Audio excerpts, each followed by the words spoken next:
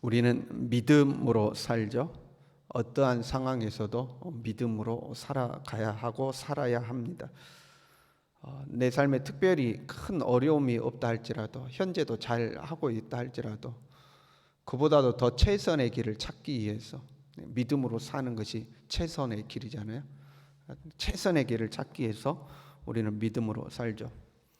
또는 내 힘으로 할 수 없어서, 더 이상 내 힘으로는 어떻게 해결할 수 없어서 하나님의 능력과 기적을 기대할 때도 믿음으로 사는 거죠. 내 힘으로 안 되니까 하나님의 도움을 얻기 위해서 믿음으로 하는 거죠. 이러든지 저러든지 우리는 믿음으로 살아야 합니다. 그런데 이 믿음으로 산다는 것이 쉬운 일은 아닙니다. 믿음으로 살자, 믿음으로 살자 하는데 믿음으로 사는 것이 결코 쉬운 일이 아니죠. 우리가 하나님의 은혜 가운데 있으면 믿음으로 사는 것이 기쁨의 길이지만, 은혜 가운데 머물지 못하면 믿음으로 산다는 것이 고달픈 일이기도 합니다. 어떤 사람은 믿음으로 살지 않아도 자기 힘으로 살 수 있는 사람이 있잖아요. 돈도 있고 사회적 지위도 있고 능력도 있는 사람은 굳이 하나님 의지 않아도 자기 힘으로 살 수 있는 사람이 있죠. 근데 그 사람에게 자꾸 믿음으로 살라고 그래요. 믿음으로 살아야 됩니다. 하나님 의지하고 살아야 됩니다. 하나님의 말씀대로 살아야 됩니다 하면 자기가 가진 힘과 능력을 절제해야 되거든요. 믿음으로 살려면 힘 있는 사람은 자기 힘을 절제해야 됩니다. 자기 욕망을 절제해야 되고 자기의 어떤 자아의 욕심을 십자가 앞에 내려놓는 삶을 살아야 되죠. 그래야 믿음으로 살 수 있죠. 그냥 이제 믿음으로 사는 게 쉽지가 않죠. 믿음 밖에는 방법이 없는 사람도 있죠. 믿음 밖에는 방법이 없는 사람도 믿음으로 살려고 하면 처음에는 그래 내가 믿음으로 살면 하나님이 역사하실 거야 하는 이제 기대를 가지고 믿음으로 도전하죠. 그런데 그것이 계속 반복되면 지치게 됩니다. 믿음으로 사는 삶에도 이제 지치게 되거든요. 그러면 믿음으로 살려고 하면 이제 고달픈 거예요.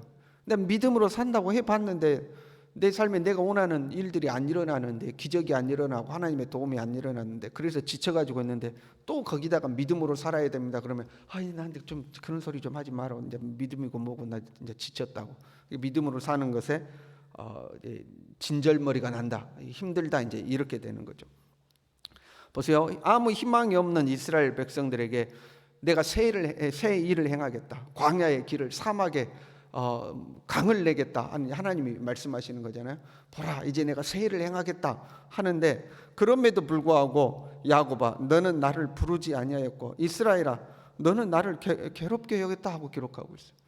하나님께서는 이스라엘 백성들에게 야 믿음을 가져, 내가 새 일을 행할 거야, 보라 새 일을 행할 거야, 광야의 길을 낼 거야, 사막에 강물을 낼 거야 그러는데 나 이제 귀찮은 거야. 하나님이 괴롭다 이제 이렇게 돼 있어요.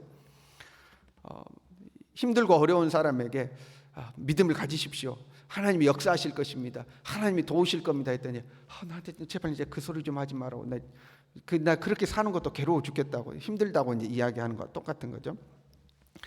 너는 나를 괴롭게 여겼다 이렇게 돼 있어요. 이렇게 괴롭게 여기다는 단어의 원래 뜻은 지쳤다 이런 말입니다. 너는 나에 대해서 지쳤다 이제 이런 말이에요. 몸과 마음이 지쳐버리는 거예요. 믿음으로 사는 삶에 대해서 지쳐버리는 거예요.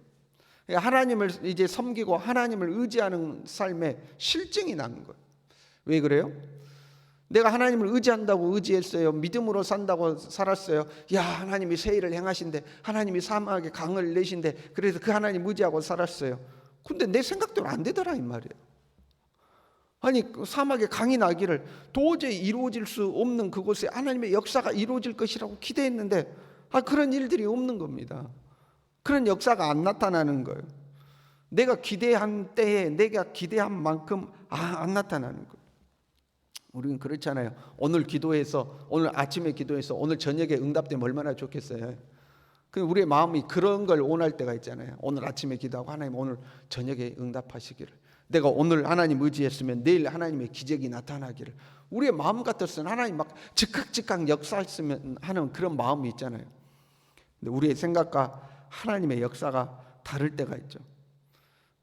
그러면 하나님 새 일을 행하신다던데 새 일은 무슨 새 일? 헛일도 안 일어난다. 하나님 기적을 베푸신다는데 기적은 무슨 기적? 뭐 믿음으로 살면 하나님 도우신다는데 내가 믿음으로 산다고 해봤는데 별것도 없더라 하고 이제 지치는 거죠. 그리고 그런 사람들에게 그래도 믿음으로 살아야죠 그러면 괴롭게 여기는 겁니다. 제발 나한테 그런 이야기 좀 하지 말라고 이제 하지 말라고 이렇게 되는 거죠. 해봐야 소용없다. 그렇게 살아봐야 힘들기만 하다. 그리고 혹시 이제 힘이 있는 사람들은 야 믿음으로 산 것보다 내 힘으로 산 것이 훨씬 나아. 뭐 믿음으로 살면 별거 있냐? 내 방법대로 내 능력대로 하는 게 훨씬 나아. 믿음으로 사는 것은 사실 막막하잖아요.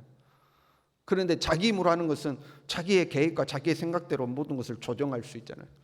그러니까 차라리 내 힘으로 하는 게 나아. 이런 마음이 생기는 거죠. 그렇게 해서 믿음으로 사는 삶에 기대가 없어지잖아요. 믿음으로 사는 삶에 기대가 없어지면 하나님을 예배하는 삶에도 정성이 없어지기 시작합니다. 우리가 근본적으로 하나님을 예배하는 이유는 하나님이 우리의 창조주시고 이런 우리를 사랑하셔서 독생자 예수 그리스도를 아낌없이 우리에게 내어주신 그 은혜가 감사해서 하나님을 경배하고 찬양하는 거잖아요. 그게 예배 아닙니까? 나 같은 죄인을 구원하신 하나님의 은혜를 높이 찬양하는 거죠. 그게 예배죠.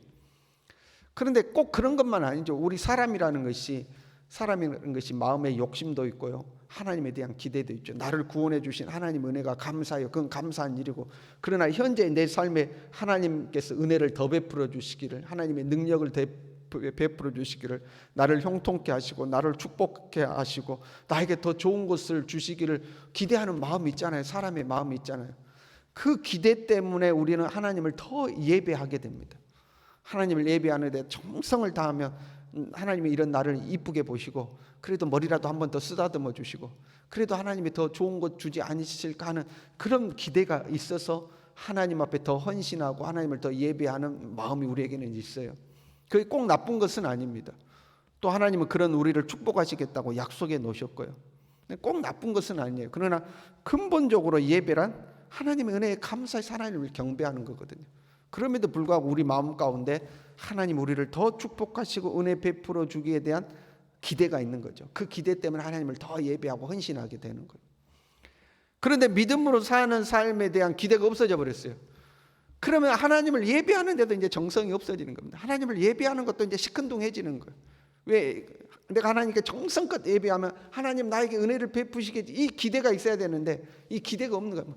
나 또 뭐 하나님이 나를 돕고 뭐 세일을 행하시고 나 이제 그런 거 필요 없다고 이렇게 되면 하나님을 예배하는데도 정성이 없어지는 거죠. 그래서 네 번제의 양을 내게로 가져오지 아니하였고, 예배드리러 안 오는 겁니다. 번제의 양을 가지고 온다는 것은 예배를 드리러 나오는 거잖아요. 근데 예배드리러 아예 하나님 앞에 안 오는 거예요. 그 예배드리러 오더라도 번제의 양을 안 가지고 와요. 빈손으로 오는 거예요. 여러분, 구약 시대에 번제의 양을 가지고 오지 않으면 어떻게 되는 거죠? 빈손으로 하나님의 성전에 왔다. 그 남들 예배 드리는 거 구경꾼으로 오는 겁니다. 그렇잖아요. 예배를 드리는 게 아니라 예배를 진짜로 보러 오는 거죠. 예배하는 거 보러 오는 거죠. 번제물을 가지고 오지 않는 거예요. 예배의 현장에 오더라도 정성을 가지고 오지 않는 거죠. 오늘날 신약에 와서는 너희 자신을 하나님 앞에 산 제물로 드리라 그랬잖아요. 그런데 몸뚱아리는 오는데 내 자신을 제물로 드리는 정성이 안 오는 거예요. 그냥 형식적으로 교회에 앉아 있는 거죠. 예배 드릴 때 하나님에 대한 기대가, 이 예배 시간에 나에게 하나님이 말씀하실 것이라는 그런 아무런 기대가 없이 그냥 있는 겁니다. 거기다가요, 네 제물로 나를 공경하지 않았다 이렇게 됐습니다. 네 제물로 나를 공경하지 않았다. 하나님께는 최상의 것으로 드리도록 되어 있죠. 하나님께는 첫 열매를 드릴 뿐만 아니라 하나님께 드리는 것은 최고의 것으로, 흠없는 것으로 드리게 되어 있죠. 그런데 말라기서에 보면 너희가 나를 공경하지 않았다. 하나님, 우리가 공경하지 않았습니까? 그랬더니 병든 거, 저는 거, 눈먼 거 이런 거 가지고 왔다는 거예요. 야, 어차피 가면 그 잡아 죽여서 불태워서 없애는 거, 그 좋은 거 가져가면 뭐하냐? 어차피 죽일 거야. 야, 저는 가져가서 일단은 죽여서 태우자. 그래도 하나님 앞에 좋은 거, 어차피 죽이는데 뭔 소용이 있어? 야, 가져가 하고 이제 병든 거 가져가는 거죠. 이게 하나님 앞에 이 제물로 하나님을 공경하지 않는 거예요. 현대로 표현하자면 물질로 하나님 앞에 헌신하지 않는 겁니다. 하나님께 드리는 게 아까운 거예요. 굳이 그 좋은 거 드릴 필요 있냐, 이제 이렇게 되는 거죠. 너는 나를 위하여 돈으로 향품을 사지 아니하면, 직접적으로 말씀하시는 거예요. 돈 안 썼다는 거예요. 하나님 앞에 물질로 헌신하지 않았다는 거예요. 향품을 사는 것은 이제 관유의 제사를 드리려고 그러죠. 제물을 펼쳐놓고 거기에 기름을 붓는다거나 아니면 향을 붓죠. 하나님께 더 정성을 드리는 겁니다. 더 향기로운 제사가 되기 위해서 거기에 이제 붓는 거거든요. 하나님 앞에 정성을 쏟아 부어서 하나님을 예배하지 않는다는 거예요. 왜? 돈 드니까 안 하네요. 돈 드니까. 에이, 그냥 예배 드리면 되지. 꼭 그렇게까지 할 필요 있어? 야, 뭐 그렇게까지 정성 들이냐? 그냥 드려야지. 대충 드려야 예배만 드리면 되지. 뭐 그렇게까지 할 필요 있어? 그런 마음의 자세가 되는 거예요. 하나님에 대한 기대가 없으니까. 야, 그냥 들으면 되지 하는 거죠. 근데 여러분, 사람이 어리석잖아요. 예배를 왜 드려요? 하나님 받으시라고 예배를 드리는 거 아니에요? 내 예배를 하나님이 받으신다고 생각하면 야, 그냥 대충 드려, 이럴 수는 없는 거 아니에요. 하나님 예배를 받으신다고 정말로 믿는다며 하나님께 정성껏 예배를 드려야지. 야, 대충 드려, 야, 눈먼 것 드려, 이럴 수는 없는 거잖아요.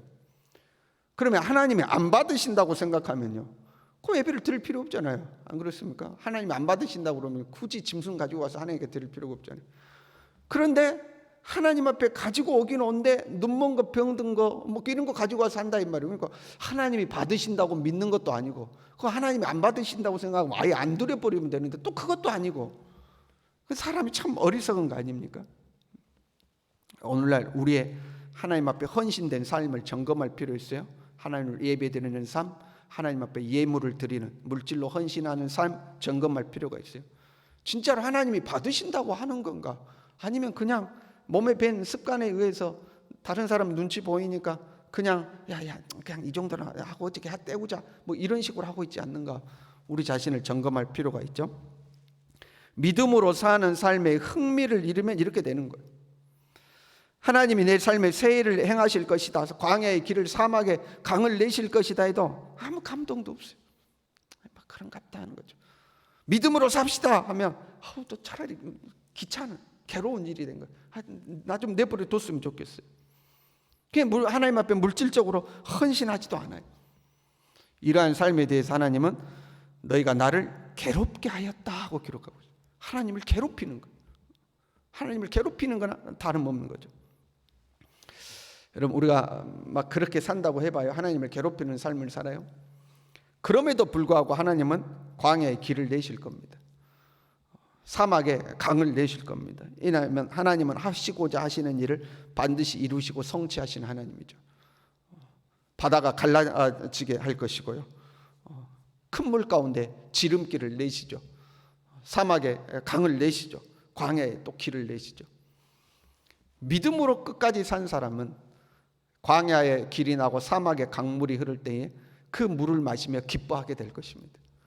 그러나 믿음을 저버리고 산 사람은요, 사막에 강이 나고 광야에 길이 났을 때 그 길로 적군의 병거와 말이 뛰쳐나오기 시작하는 거죠. 하나님의 은혜를 누리지 못하게 되는 겁니다. 믿음으로 사는 것은 쉬운 일은 아닙니다. 내 생각과 다를 때가 참 많아요. 그럼에도 불구하고 믿음으로 살 수 있기를 바랍니다. 포기하지 말고 끝까지 믿음으로 살아서 하나님께서 새 일을 행하실 때에 그곳에서 생수의 강물을 마시며 기뻐하고 즐거워하는 우리의 삶이 될 수 있기를 바랍니다. 기도하겠습니다.